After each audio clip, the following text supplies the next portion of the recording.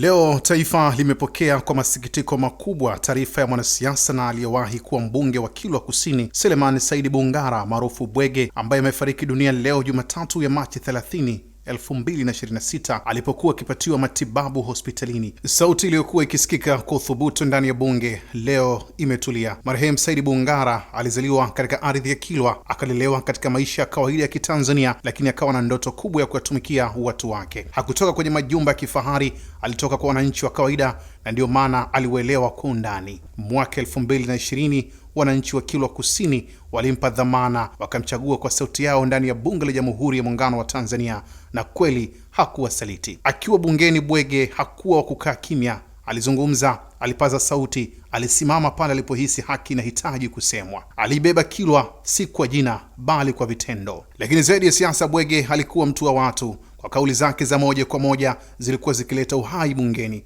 wakati mwingine akizungumza kwa utani, lakini ndani yake kukiwa na ujumbe mzito. Alijua kuchekesha, lakini pia alijua kusimama imara pale ilipohitajika. Kwa wananchi wa Kilwa Kusini, Said Bungara alikuwa zaidi ya mbunge wakati wake. Alikuwa daraja lao, kiunganishi chao na mamlaka pia. Alipigania Kilwa ipate maendeleo, akizungumzia changamoto za barabara, maji, huduma za afya na ajira kwa vijana. Lakini hata pale ilipokumbwa na mafuriko, alipaza sauti yake mbele ya bunge.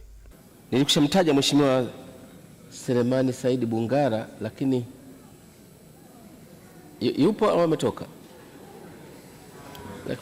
Mheshimiwa Spika, nipo. Lakini huyu atachafua hali ya hewa. Ngoja tuendelee na mwingine.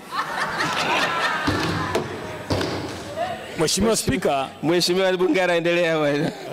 Mheshimiwa Spika, kwanza namshukuru Mwenyezi Mungu.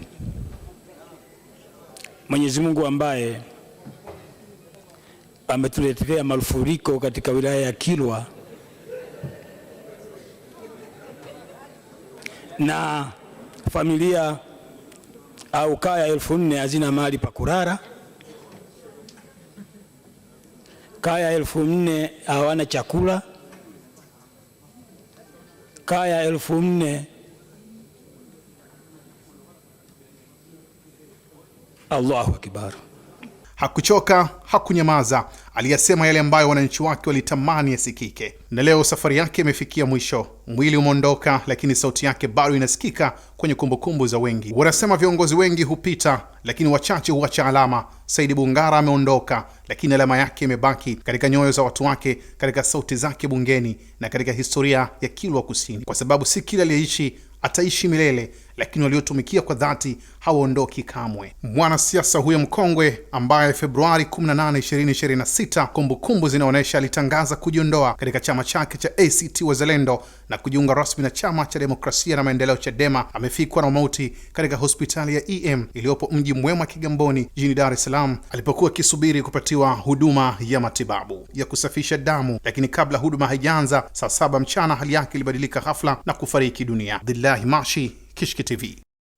Kishki TV, nuru ya dini yako.